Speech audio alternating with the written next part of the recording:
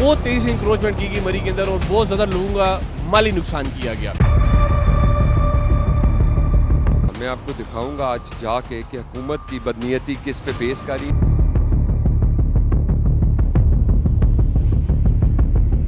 NHA और इंतज़ामिया जो बड़ा अरसा एक 10-12 साल से एक बोगस अंदर उन्होंने रखा हुआ था।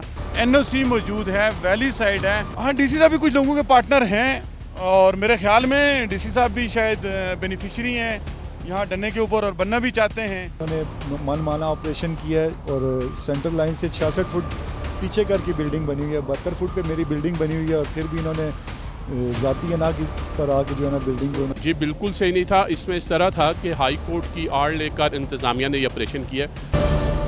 अस्सलाम वालेकुम नाज़रीन, आप देखें प्रोग्राम हॉट टॉक विद राजा ज़ैन रहमान। मेरे से मौजूद हूँ मरी एक्सप्रेस वे के ऊपर, जहाँ पे हमारा लास्ट प्रोग्राम का जो टॉपिक था वो मरी इंक्रोचमेंट का टॉपिक था कि इंक्रोचमेंट मरी में किस हद तक बहुत तेज़ी से इंक्रोचमेंट की गई मरी के अंदर और बहुत ज़्यादा लोगों का माली नुकसान किया गया।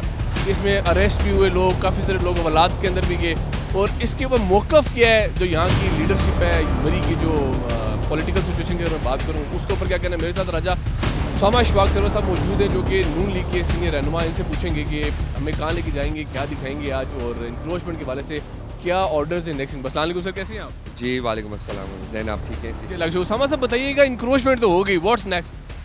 जी इंक्रोचमेंट का तो लफ्ज़ गलत है। अब मैं आपको दिखाऊंगा आज जाके कि हुकूमत की बदनीयती किस पे पेश करी है और इलाके की डायनामिक्स क्या है। और आपको यहाँ काफ़ी लोकल अभी नज़र भी आ रहे होंगे। मैं आपको एग्जैक्ट स्पॉट्स पे लेके जाऊँगा, आपको दिखाऊँगा कि लोगों के मसाइल क्या हैं और हुकूमत क्या चाह रही है और लोग क्या चाह रहे हैं। जो इस जगह हम एग्जैक्टली खड़े हैं, यहाँ से ये मेरा हल्का शुरू होता है, ये सलखेतर है। ये आप पीछे देख सकते हैं काफ़ी बिल्डिंग्स डैमेज हुई हुई हैं। ये बेसिकली मैं आपको हम एग्जैक्ट स्पॉट्स पे जाके मैं आपको समझाऊंगा और दिखाऊंगा कि हुकूमत का क्या मोटिव है और लोगों का क्या मौक़िफ़ है। बिल्कुल नाज़रीन, उसामा साहब के साथ है, ये इनका हल्का है, हम इनके साथ जाएंगे और इनको देखेंगे जाके कि जो बात की जा रही है इंक्रोचमेंट की, तोड़ फोड़ की, करोड़ों के नुकसान की, किस हद तक वो दुरुस्त है। हमारे साथ रहिएगा।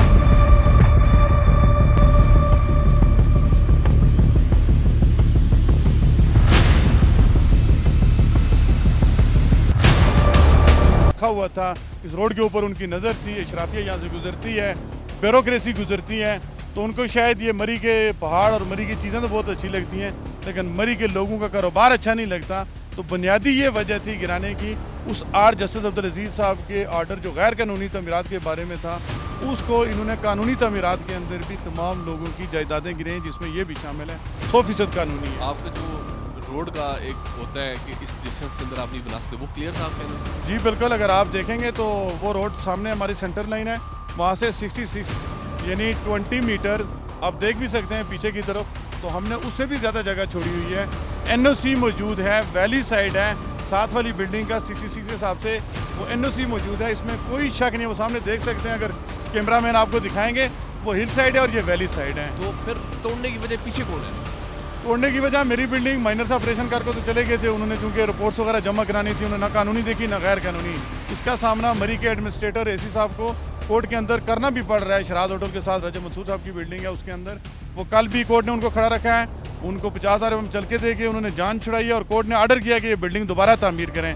और हम भी एक ही साया था कोर्ट जहाँ गए, हमें उसमें भी जो है वो बिल्कुल हमें कोर्ट की जो है छतरी मिली है हमें, उन्होंने इसको रोक दिया है फ़िलहाल। और ये बिल्कुल DC साहब ने पर्सनल होके इसके फ़ोटोज चेक मंगवाएं। उन्होंने कहा ये बिल्डिंग थोड़ी जी इसकी 6 किलोमीटर यहाँ से दूर जाने के बाद 600 पुलिस वाला, पूरी इंतज़ामिया मशीन दोबारा आई है, सिर्फ इस बिल्डिंग को गिरा के वापस चली गई है। DC साहब के चूँकि वो पर्सनल हुए हैं, ये आप वो बता सकते हैं कि उनको हमारे साथ मामला किया है, ये DC साहब बता सकते हैं। कुछ लोग नाम ले रहे हैं कुछ सियासी शख्सियात का कि वो और DC साहब आपस में कुछ पार्टनर हैं या कुछ उनके आपस में मामलात हैं, तो उनकी नज़र है कुछ बेनिफिशरी हैं पीछे 98 के हिसाब से। तो ये एक बात चल रही है, DC साहब ने स्पेशल मेरी बिल्डिंग को गिराने का आर्डर, ये आप किसी NHA से पूछ सकते हैं, किसी इंतज़ामिया से पूछ सकते हैं, DC साहब ने पर्सनल आर्डर दिया और पर्सनल आके यहाँ के ऊपर वो हुए हैं और पर्सनल एक एक चीज़ को उन्होंने मॉनिटर किया है मेरी बिल्डिंग के बारे में। तो ये DC साहब की ज़ाती बहुत ही बेदर्दी के साथ उन्होंने हमारा ये नुकसान किया है।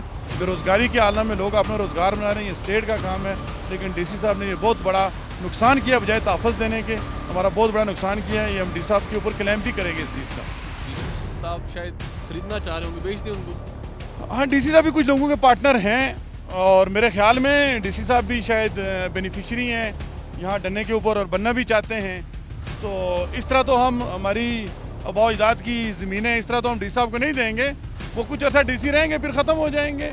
तो ये लोगों की बद्दुआएं और ये हमारा राइट भी है। हम कोर्टों के अंदर भी गए हुए हैं, कोर्ट्स के अंदर, और इंशाल्लाह अपना राइट हासिल करके रहेंगे। और उन्होंने जो बेदर्दी और जो रियासती दहशतगर्दी की है इसका जवाब इंशाल्लाह उनको देना पड़ेगा। बहुत शुक्रिया। अच्छा सर बताइएगा, ये आपकी बिल्डिंग को गैर कानूनी बिल्डिंग क्यों कहा जा रहा है? क्या आपने गैर कानूनी बिल्डिंग बनाई है?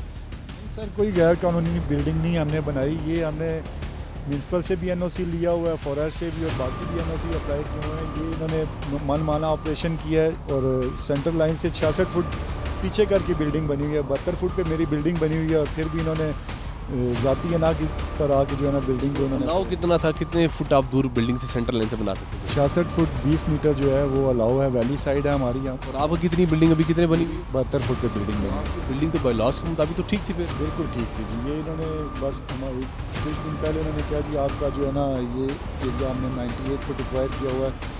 अब 2000 कुछ लोगों ने एनओसी लिए हुए हैं, 2021 के एनओसीज हैं उनके पास 66 फुट के हिसाब से। लेकिन अब कुछ दिन पहले एक ऐसा कानून बना देते हैं जिसमें बंदा जगह तो हमने आज ली है, लेकिन ये जिन लोगों ने पहले के एनओसी लिए हुए उनको तो वो ठीक है, लेकिन जो अब आ रहे हैं उनको कह रहे हैं कि जी 98 फुट है।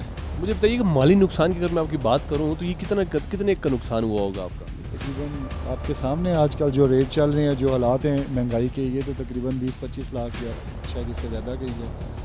क्योंकि नीचे भी इफेक्ट किया है, क्योंकि जब ये चलता है मशीन चलती है तो नीचे भी बिल्डिंग में क्रैक्स पड़े हैं।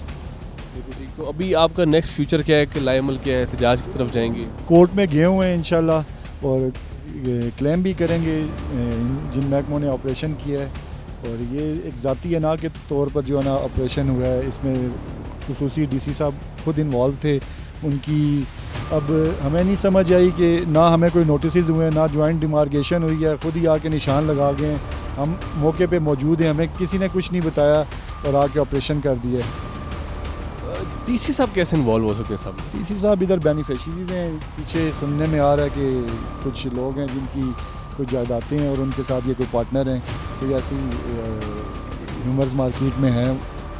तो मेरी समझ से बाहर है नाजरीन की डिप्टी कमिश्नर रावलपिंडी इतने पैसे उसके पास कहाँ से आए कि वो यहाँ पे डरने के मुकाम, जो कि बड़ा हाई प्रोफाइल जगह है, बड़ी महंगी एक्सपेंसिव तीन जगह है, यहाँ पे वो कैसे बाइंग कर सकता है? मतलब हमारी हुकूमतें क्या इतना सोच रही है कि एक एडमिनिस्ट्रेशन का लेवल का बंदा जिसकी तनख्वाह की अगर बात करूँ मामूली से, उसका इनकम ऑफ सोर्स और क्या हो सकता है कि वो यहाँ पे बकौल इनके कि वो यहाँ बेनिफिशरी हैं?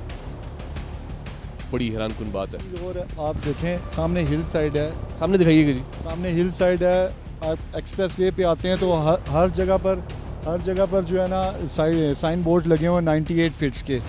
हिल साइड 98 फुट और valley side 66 foot. Hill side सामने डिक्लेयर्ड है, हम वैली साइड पे बैठे हैं 66 फुट के हिसाब से, और हमारी बिल्डिंग 72 फुट पे बनी हुई है। फिर भी जो है ना उन्होंने मनमाना ऑपरेशन किया है कि जी आपकी 98 फुट है।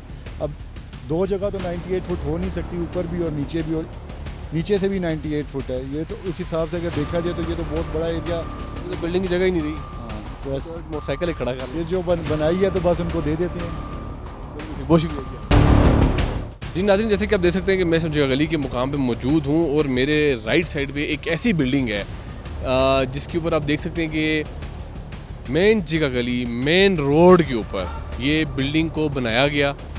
उस टाइम इंतज़ामिया बिल्कुल खामोश थी। आप जैसे कि देख सकते हैं कि ये बिल्डिंग इस टाइम पूरी कंप्लीट हो चुकी है और पर्दे लगा के इस बिल्डिंग को पूरा कंप्लीट कर लिया गया है। इस बिल्डिंग को ज़रा भी तोड़ा नहीं गया किसी भी चीज़ से। उसके साथ ही मैं आपको दूसरी बिल्डिंग एक और दिखाता हूँ। मेरे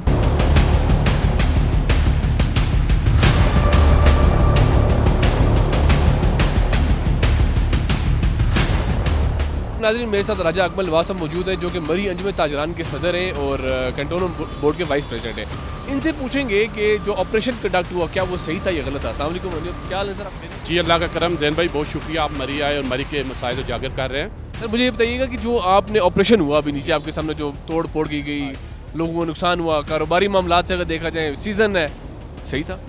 जी बिल्कुल सही नहीं था। इसमें इस तरह था कि हाई कोर्ट की आड़ लेकर इंतज़ामिया ने ये ऑपरेशन किया। इंतजामिया ने लिया या चीफ सेक्रेटरी साहब ने लिया? जी मैं अर्ज़ करता हूँ ना, एडमिनिस्ट्रेशन में चीफ सेक्रेटरी भी आ जाते हैं और एडमिनिस्ट्रेशन भी आ जाती है। असल बात ये थी कि जब सानिया मरी हुआ तो हाई कोर्ट ने ये आर्डर किए थे कि जो इलीगल बिल्डिंग्स हैं, इन्होंने क्या किया कि जो 66 फीट जो हमारा बाईलॉज हैं NHA के, वो जो 66 फीट के अंदर थी उनको भी रगड़ दिया, और जो 98 फुट के बाहर थी उनका भी ऑपरेशन कर दिया। एक्सपेक्स के हवाले से बड़ी ज्यादती हुई है। और दूसरी बात यह है कि एक्सपेक्स वे में आज तक इन्होंने कोई, जो प्राइवेट लोग मालिक हैं, कोई लेकिन इंक्रोचमेंट नहीं है, और आज तक जो NHA ने एक्वायर नहीं की वो ज़मीन। सबसे बड़ी बात जो टेक्निकल बात है, NHA ने एक्वायर नहीं की ज़मीन, और जो वो ज़मीनें हैं वो लोगों की जद्दी ज़मीनें हैं। ये नहीं है कि उनको कब्जा ग्रुप आके बैठ गया तो उसके खिलाफ ऑपरेशन हो, वो बिल्कुल गलत हुआ है NHA के हवाले से। जी अच्छा सर बताइएगा कि अंजुमन ताजरान का बड़ा रोल होता है, ऐसे ही है। तो आप सारों में यूनिटी क्यों नहीं थी? आप सारे वहाँ में इकट्ठे होकर जाके रोक लेते ऑपरेशन अगर गलत था। जैन भाई, इस तरह के आपने आज से 2 दिन पहले स्ट्राइक देखी होगी अंजुमन ताजरान के हवाले से,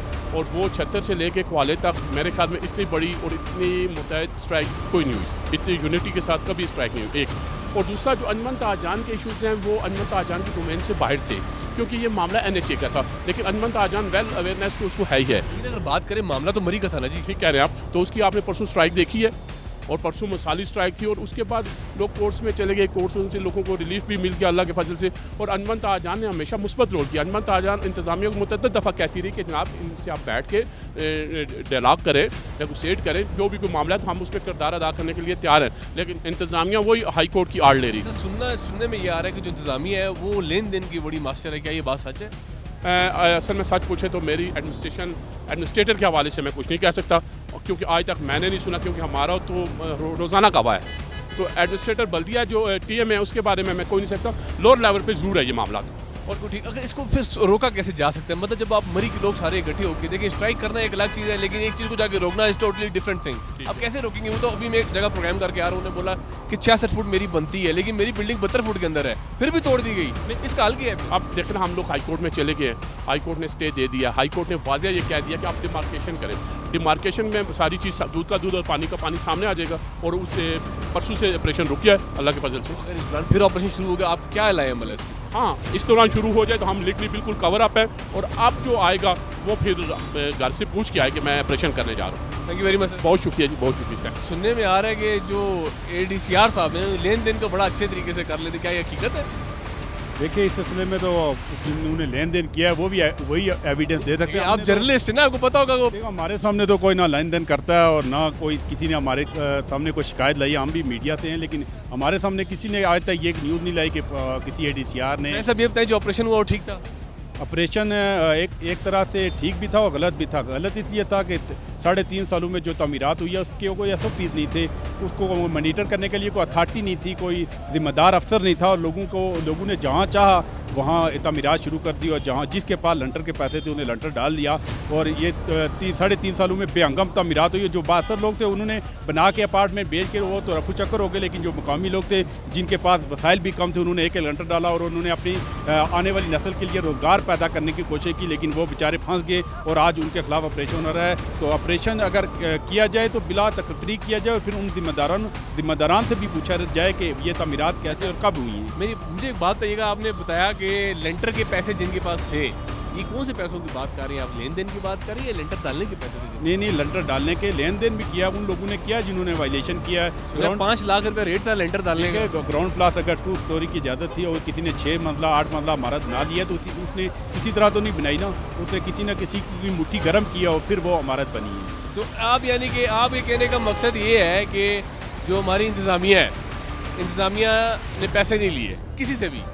देखिए, हम ये तो नहीं कहते, आप तो शहर के अंदर है, आपसे बेहतर कौन जान सकता है? हम ये नहीं कहते कि हम किसी से नहीं लिए और किसने लिए, क्योंकि जिन्होंने दिए हैं उन्होंने इंतहाई खुफिया इस बात को रखा है। अच्छा, मरी की तारीख में सबसे ज़्यादा तमीरात कब हुई? क्योंकि आप साफ़ी हैं, पुराने मरी के रहने वाले। मरी की तारीख में सबसे ज़्यादा तमीरात जो है वो परवेज़ मुशर्रफ के दौर में हुई हैं। उसके बाद ये 3.5 सालों में एकदम बगैर PTI के दौर में बगैर किसी प्लानिंग के इंडस्ट्री का दर्जा दे दिया गया कंस्ट्रक्शन को, और फिर उसके SOPs नहीं दिए गए, नए बिल्डिंग बाइलाज नहीं दिए गए, और फिर किसी को जिम्मेदार नहीं ठहराया गया कि इस जिम्मेदार से पूछा जाएगा कि वो बिल्डिंग बाइलाज पे अमल करवा रहा है या नहीं करवा रहा। जी नाज़रीन, जैसे कि हमने आपको दिखाया मरी की तमाम जो भी मामलात थे, जो इंक्रोचमेंट के हवाले से थे, लोगों के नुकसान के हवाले से अगर बात करें तो सारा हमने आपको दिखाया कि किस किस तरह से लोगों को कैसे कैसे डैमेज किया गया, कैसे पर्सनल हुए एडमिनिस्ट्रेशन लोगों के साथ, कैसे पर्सनल हुई, कैसे उसका अजाला किया जाएगा। मेरे साथ क्लोजिंग की तरफ जाएंगे राजा उसामा शाह सरवर साहब मौजूद है, जो कि अबाई हल्का यहाँ से इनका ताल्लुक है। इनसे पूछेंगे कि क्या समझते हैं अगला लाए मलन का क्या है। उसामा साहब, thank you very much for the time, आपने पूरा हल्का में विज़िट कराया अपना, और जो लोगों ने वेलकम आपको किया, जिस तरह से लोग आपसे मिले के लिए हमने देखा सारा, मतलब बड़ा अच्छा लगा कि लोगों के साथ आपका काफ़ी मिलाप है। इसका मतलब है लोगों से काफ़ी उठना बैठना है आपके यहाँ पे। औज़ुबिल्लाहिमिनश्शैतानिर्रजीम, बिस्मिल्लाहिर्रहमानिर्रहीम। ज़ैन भाई, आपकी मेहरबानी, आपने इतना टाइम दिया। देखें, मैं तो रोज़ ही अल्हम्दुलिल्लाह अपने हल्के में मौजूद होता हूँ, अपने लोगों में। मेरा जीना मरना इन्हीं लोगों के साथ है। हमारे बारे में तो मशहूर है, हमारा जनाजा है इन्हीं लोगों ने उठाना है।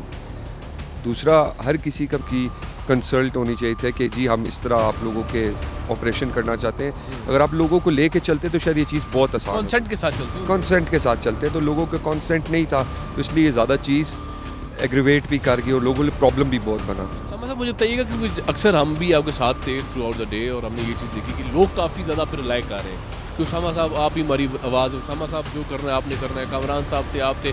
हमने ये चीज़ देखा काफ़ी ज़्यादा लोग आप पे रिलाई कर रहे थे। तो आपको क्या लगता है कि क्या ये स्टॉप होगा, आगे रुकेगा ये?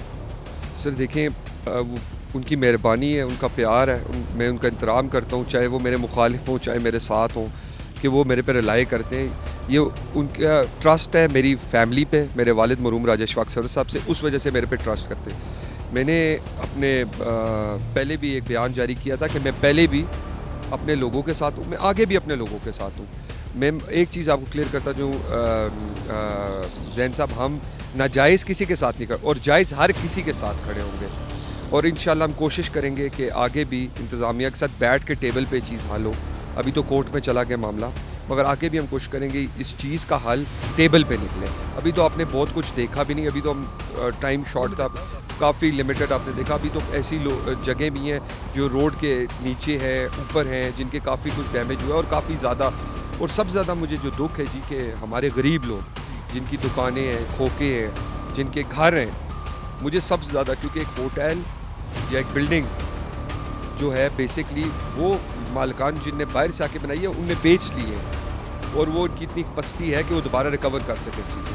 मगर एक गरीब आदमी जो इधर रहता है उसके लिए बहुत मुश्किल है इन हालात में सर्वाइव करना। सामा साहब, अब इस टॉपिक के अलावा मेरा आपसे पॉलिटिकल क्वेश्चन है जी। न्यू लीग की दौर हमने भी देखा, पीटीआई का दौर भी हमने देखा। एज अ जर्नलिस्ट में बात कर रहा हूँ, आप अभी हल्के में आए, हर बंदा आपसे मिलता था, आप हल्के के अंदर मौजूद हैं, हर बंदे ने आपसे प्यार भी किया। आप क्या समझते हैं कि इलेक्शंस के बाद अगर आप इलेक्शन कंटेस्ट करते हैं, आप अगर इलेक्शन जीतते हैं आगे जाके, तो क्या आपकी सेम रूटीन रहेगी? क्योंकि माजरत के साथ पीटीआई के दौर में हमारे एमएनए की अगर बात करूं मैं, क्योंकि इस चीज़ का हम भी कवरेज करते थे, इसी हल्के से हमारा भी ताल्लुक है, बहुत कम नज़र आए, और जब भी उनसे मिलना होता था तो वो हमेशा हर बंदे को इस्लामाबाद बुलाते थे, जबकि इलेक्शन मरी से लड़ा गया था। तो क्या आप भी मरी को छोड़ के इस्लामाबाद लाहौर शिफ्ट हो जाएंगे? नहीं जी, एक तो मेरी ये लेगेसी नहीं है, और ना मेरी तरबियत ही है। मेरे वालिद मरहूम राजा इशफाक सरवर साहब हफ्ते में 3 दिन सिर्फ होते थे इस्लामाबाद और मरी में मौजूद, जिसके उनकी याद कोशिश होती थी कि खुली कचहरी यहाँ पे भी लगे, मरी में भी, और हल्का है खुली कचहरी मरी में भी लगी और कोटली सतियाँ भी लगे, कि अवाम आपसे डायरेक्ट राब्ते में। जब तक अवाम आपसे डायरेक्ट राब्ते में, इंशाल्लाह अल्लाह पाक आपको पीछे नहीं हटने देते। सामा साहब, जवान है आप, आपका मंशूर, आपका विजन ऑब्वियसली एक एजुकेटेड पर्सन वाला है, तो आप इक़्तिदार में आते हैं, पहले 3 काम आपकी प्रायोरिटी में क्या है कि ये 3 काम मैं आपके साथ करूँगा? सर, सबसे पहले मेरे अल्लाह को मंजूर हुआ तो मैं इंशाल्लाह एक इधर बड़ा जनरल हॉस्पिटल, मेरे अल्लाह ने मुझे इस काम की तौफीक दी, मेरे वालिद साहब का विजन था, एक प्रॉपर एक यूनिवर्सिटी और अपने स्कूल्स की अपग्रेडेशन, और उसके बाद तीसरी स्टेज पे आ जाते हैं आपकी रोड्स और पानी का काम, क्योंकि पहाड़ में आपका भी ताल्लुक है, मेरा भी।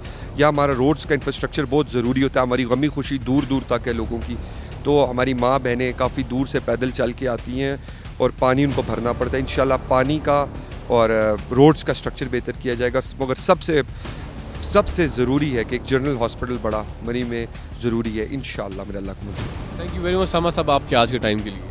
बहुत शुक्रिया जैन साहब, आपने टाइम दिया बहुत। जी नाज़रीन, जैसे कि आपने देखा कि उसामा साहब का अगर विज़न की बात की जाए तो वो ज़ाहिर है एक जो यंग लोग हैं हमारे आजकल जो पॉलिटिक्स के अंदर आ रहे हैं, उनका विज़न बड़ा डिफरेंट है एज़ कम्पेयर टू अदर जो हमारे लोग थे, पुराने लोग थे। ऑब्वियसली बहुत फ़र्क है। खैर, उम्मीद करते हैं मरी का जो हल्का PP6 इसमें अगर उसामा साहब को मुंतखब किया जाता है इलेक्शंस के लिए तो ये अपना भरपूर किरदार अदा कर सकेंगे। खैर, मुझे अपने होस्ट राजा ज़ैन रहमान को इजाज़त दीजिए। अल्लाह हाफ़िज़।